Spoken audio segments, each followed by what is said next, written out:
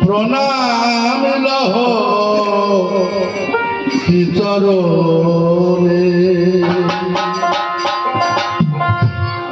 যুগে যুগে হাই ভজিব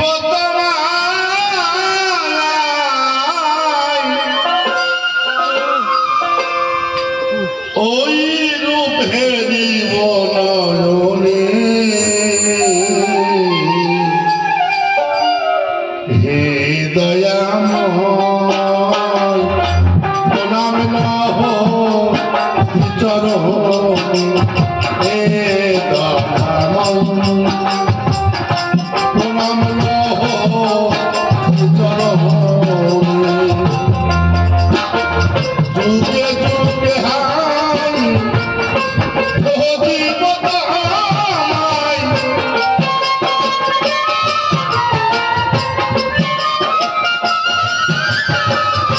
যুগে যুগে হাই ভজিব তোমায়, ওই রূপ হে জীবনয়নে।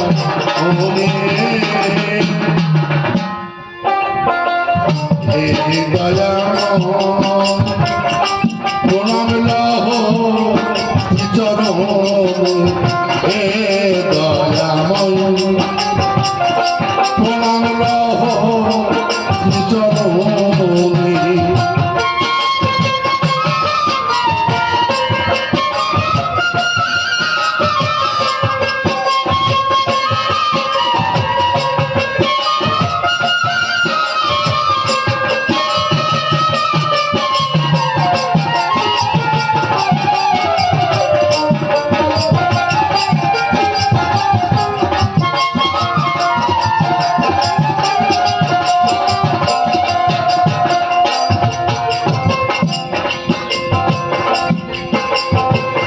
এসো মন্দিরে,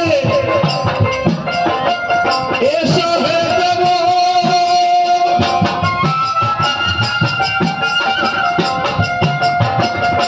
বাজাব বীণা, বাজাব শঙ্খ, আমার মন্দিরে এসো হে দেব,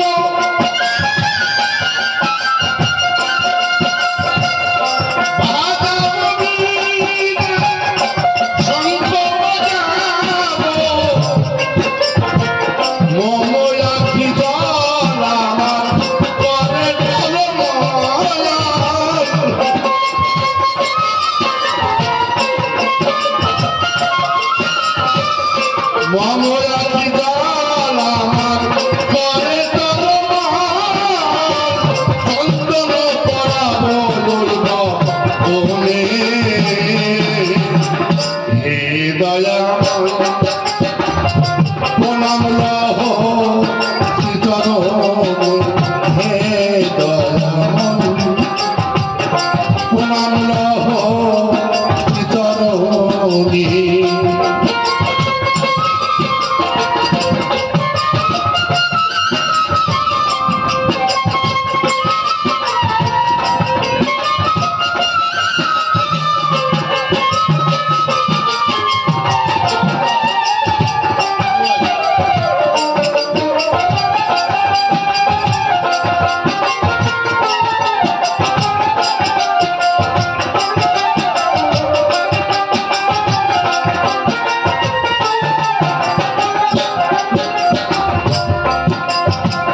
নাই মন ফুল তুলসী, হাসি নাহে না দয়া রাশি রাশি,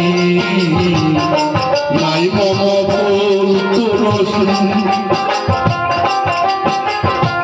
হাসি নব রাশি রাশি, মম মন্দিরে এসো দয়া করে,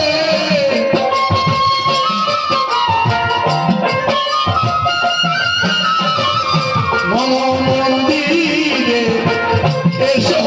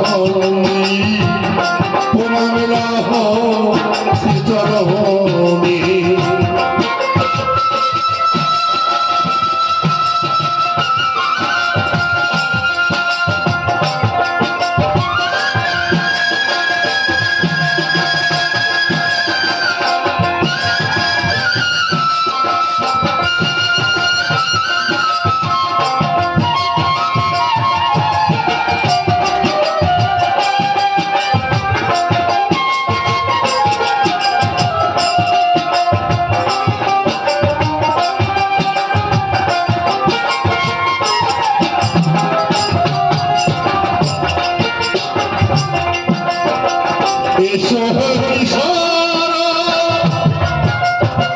রাধা শ্রীমতী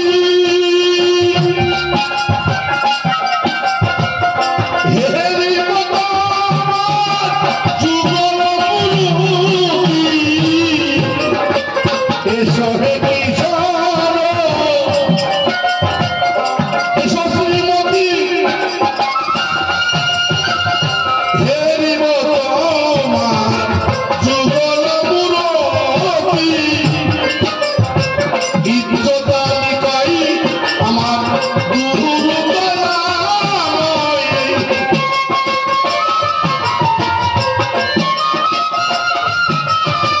ইজ্জতালিকাই আমার গুরু গলায় অঞ্জলি লহরে হে দয়াময় প্রণাম লহ হে দয়াময়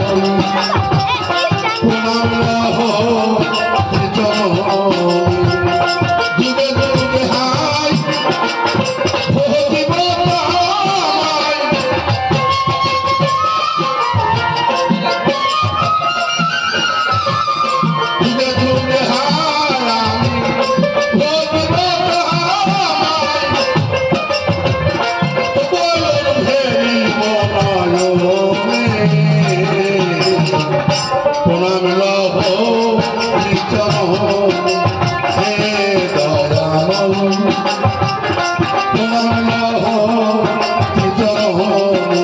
হে দয়াময় প্রণাম লহ হে দয়াময় প্রণাম লহ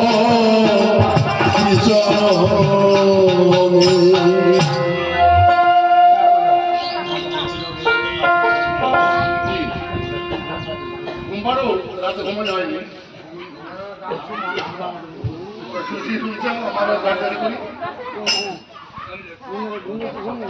শিষ্য পালা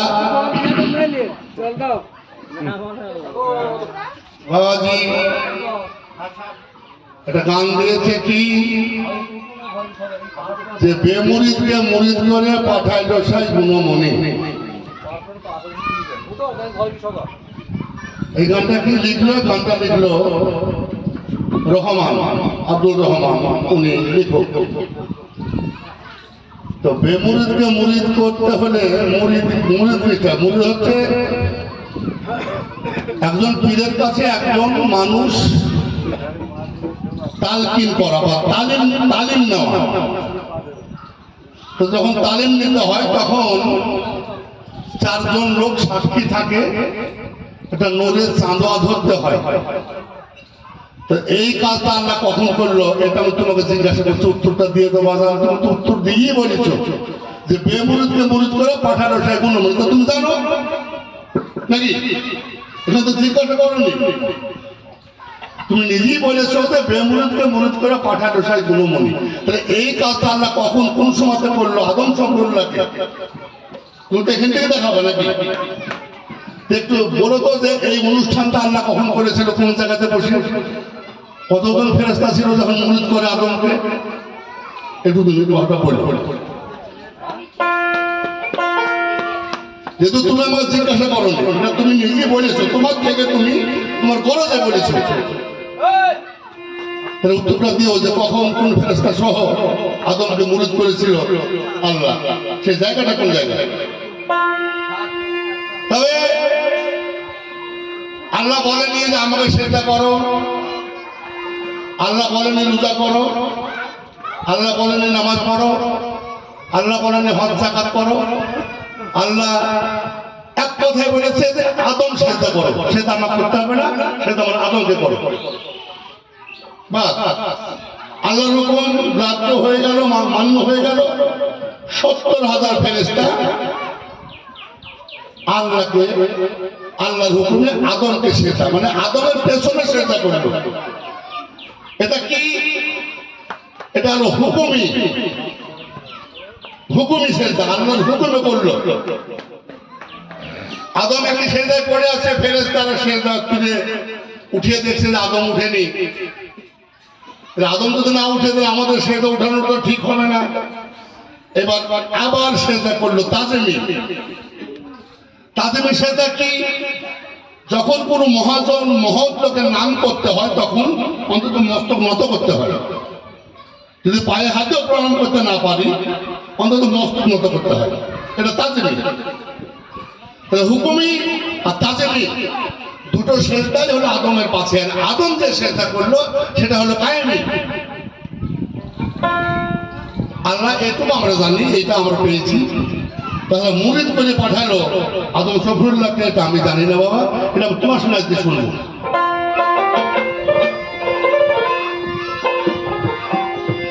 মুরিদ হতে হবে কেন? আচ্ছা হাদিস বলি। আল্লাহ নবী একদিন ঘুরতে ঘুরতে মনে কি উদয় হলো, বলো আজ কি আবহাওয়ার রাওয়ের বাড়িতে যাবো, বেরিয়ে আসে। আবহাওয়ার রাওয়ের বাড়িতে কিছু আবহাওয়ারা এত খুশি যে আল্লাহ নবী আমার বাড়িতে না দেখতে খুশিতে আটাখান হয়ে আল্লাহ নবীর ঘাড়ে হাত দিয়ে তার আঙিনাটা ঘুরে দেখাচ্ছে। তার স্মরণ রাজিয়ে নিয়ে আমার প্রভু ওটা ভুলে গেছে। ঘুরতে বলতে একটা জায়গা, বেশ একটা পাথর, পাথরে হাতের দাগ আছে, নাকের দাগ আছে, কপালের দাগ আছে, দুই হেতুর দাগ আছে। তো বলে আবহাওয়া এই যে এই পাথরটার উপরে এই দাগগুলি কিসে, কিভাবে হলো? বললো হুজুর এখানে আপনার অধম সালাত আদায় করে, মানে এই পাথরে বসে আমি আমার প্রভুর নামে নামাজ পড়ি। আল্লাহ নবী এত খুশি হলো যে আমার আবহাওয়ারাও নামাজ পড়তে পড়তে পাথরে তার দাগ বসে গেছে, পাথর হয়ে গেছে, এত নামাজ পড়েছে। আল্লাহ নবী খুশিতে আটা খান। আল্লাহ নবীকে ওখানে বসতে দিয়ে আবহাওয়ারাও বাড়ির মধ্যে গিয়েছে কিছু খুরমা খেজুর এনে সেবা দিবে। এমন সময় জিবরাইল এসে বললো হুজুর এত খুশি হওয়ার কিছু নেই। বলে কেন ভাই? বলে আবহাওয়ারাও যত সেজদা যত নামাজ পড়েছে আল্লাহ একটাও কবুল করেনি। আল্লাহ নবীর বদনটা কালো হয়ে গেল, চোখ দিয়ে পানি পড়ছে যে এত নামাজ পড়ার পরও আল্লাহ কবুল করেনি। আবহাওয়ারাও যখন ফিরে আসলো এসে বললো হুজুর আপনার সোনার মতো বদন দেখে গেলাম, এসে দেখছি কালো, বিষয়টা কি? বলে আবহাওয়ারা দুঃসংবাদে আমি, যদি সন্তানের কোনো পিতা দুঃসংবাদ শুনে সে কি ভালো থাকতে পারে? তো কি দুঃসংবাদ শুনলেন? আবহাওয়ারাও তুমি যত নামাজ পড়েছো তোমার সেজদা একটাও কবুল হয়নি। আবহাওয়ারাও থমকে গিয়ে বললো হুজুর আমার সেজদা কবুল হবে কেন? আমি তো আল্লাহকে সেজদা করিনি, আমি তো আল্লাহকে চিনিনি, আল্লাহ কোনদিন দেখিও নি। আমি দেখেছি আমার মোহাম্মদকে, আমি দেখেছি আমার গুরুকে, আমি দেখেছি আমার মুর্শিদকে। আমি আমার মুর্শিদের নামে নামাজ পড়েছি, আমার মুর্শিদ আমাকে গ্রহণ করবে কিনা। এই কথা বলার সঙ্গে আল্লাহ বাবাকে কোলে জড়িয়ে ধরে দুজনে সেই প্রেমের কানন কাঁদছে। এরপর আবার জিবরাইল বললো হুজুর আর একটা সংবাদ। বললো ভাই তুমি এই মহামিলনে আমাকে আর কোনো সংবাদ তুমি দিও না। বলে হুজুর ভালো সংবাদ কি? বলে এই মহামিলনের জন্যই আবহাওয়া রাওয়ের এক একটা সেজদা 70 গুণে গুণান্বিত করে আল্লাহ কবুল করে নিল। পুরো সুবহানাল্লাহ। তাইলে সারা জিন্দগি নামাজ পড়ি, তার একটা সেজদা কবুল হয়নি। তখন মুহাম্মদের সিনাই দিয়ে একটু চোখের পানি ফেললো, তার এক একটা সেজদা সারা জীবনের সেজদা 70 গুণ বাড়িয়ে দিয়ে আল্লাহ কবুল করে নিল। মুর্শিদ না ফেললে এটা হতো না। সারা জিন্দগি নামাজ পড়ার পরে দুজকবাসী হবে, একদিন নামাজ না পড়লে সে জান্নাতি হবে। আর ভক্ত তো জান্নাতের আশা করে না, এরা দুজকের ভয়ও করে না, বেহেশতের আশাও করে না, আমাদের দরকারই তো না।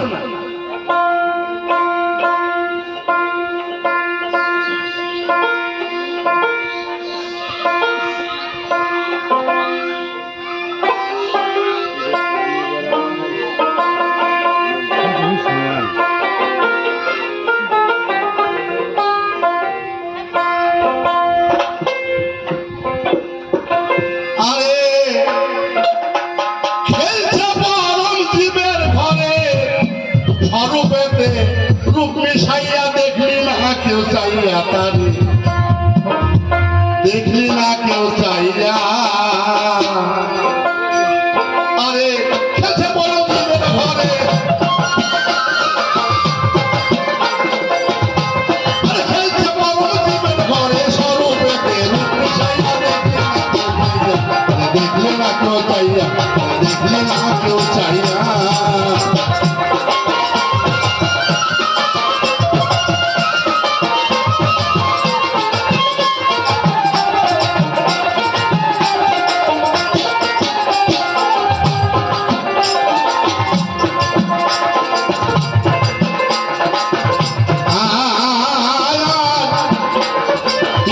আমার বিক্রি করে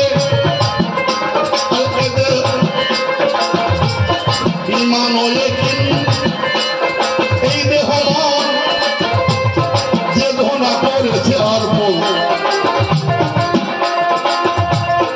ইমান আমার এই দেহ যে ধনা করেছে অর্পণ।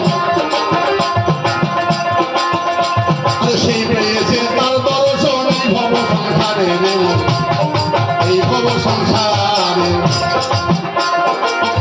আরে মুক্তা তোমরা কয় না কথা, পুরো দেহ থাকে পড়ে।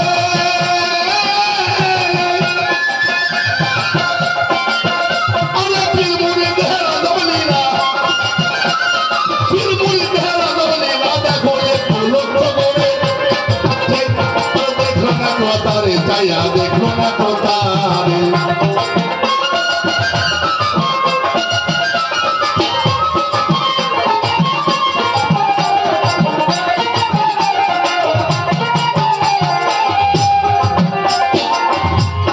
মুর্দা তাকে কেউ মানলেও তার লাগে না, তার গাল দিলেও তার মনে ব্যথা পায় না। বডি থাকে কিন্তু তার কোনো আমিত্ব থাকে না, তার বলে আত্মা নাই। তৎপুরি ভক্ত গুরুর কাছে ওই মুর্দার মতো, সে কারো কথায় কান নেয় না, কারোর দিকে তাকায় না।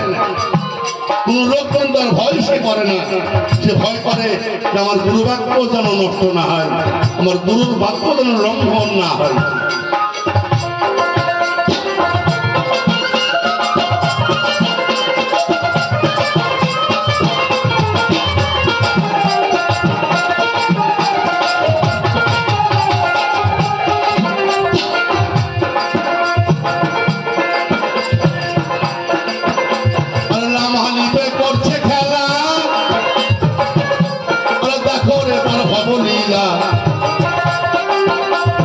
তার মধ্যে সারে খেলা খেলেছে সংসারে রে মন, খেলিলা সংসারে। আলবি নামে করছে খেলা, তার মধ্যে সারে খেলা করতেছে ভবলীলা। দেখো এ সংসারে রে মন, দেখো এ সংসারে। আরে নিজে তোমার ফুটে দিল আগুনের ভিতরে,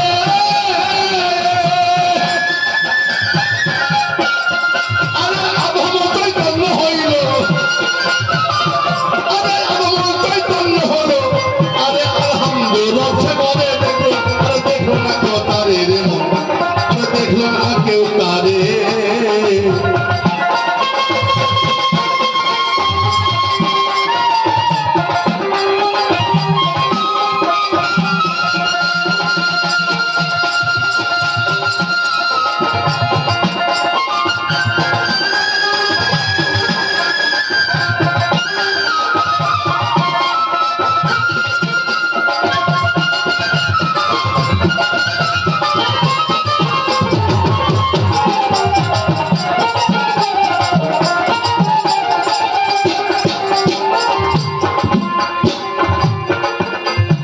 একেতে হয় দুয়ের জনম,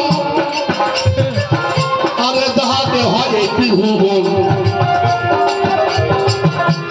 যে নূরেতে নবীর সৃজন, আবার মাখা লাগ নূরে, আবার মাখা লাগ নূরে। আরে একেতে হয় দুয়ের জনম, যে নূরে হয় একটি ভুবন।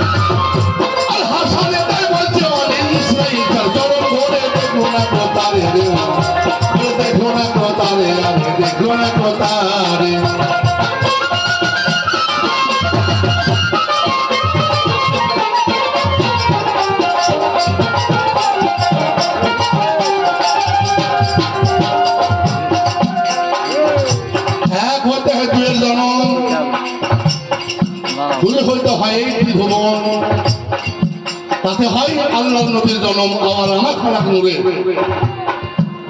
সেই নূরে পাকপন্দা তোর এই ভব সংসারে হাসানে তাই বলছে বাণী, ইসরাইল সার চরম ধরে দেখলো না কেউ তারে। এই যে এইভাবে সিরিয়ালটা চলে আসলো এই দুনিয়ায় এসে, এই মানুষ লীলা সর্বশ্রেষ্ঠ লীলা, মানুষ লীলা, লীলা লীলা যে না লীলা না লীলা।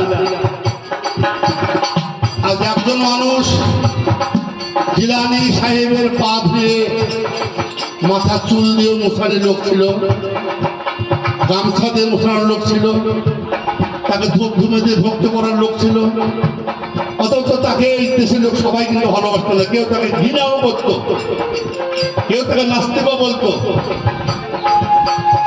মানুষ কিন্তু একটাই, যে যাকে যেভাবে নিবে সে সেইভাবেই পাবে। সর্বগুণ দেওয়া আদমের মধ্যে আসতে, সর্বগুণের গুণান্বিত হচ্ছে আদম। আহাদ আর আহম্মদ, আহাদ শব্দ আল্লাহ, আহম্মদ শব্দ মোহাম্মদ।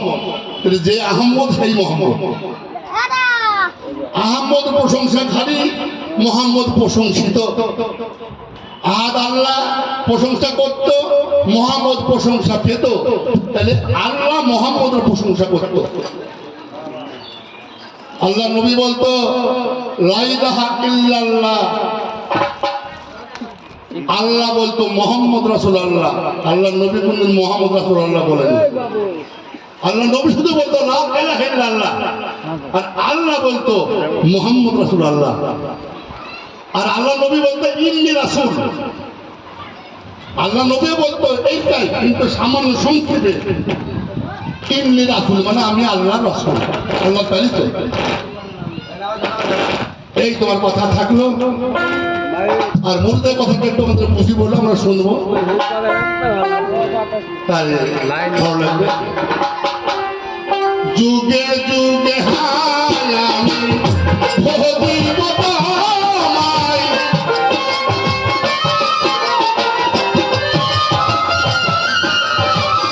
যুগে যুগে হায় আমি ভজিব তোমায়, তবু আমি ফেরিব নয়নে। হে দয়াময় প্রণাম লহো চরণ, হে দয়াময় প্রণাম লহো চরণ, হে দয়াময় প্রণাম লহো চরণ।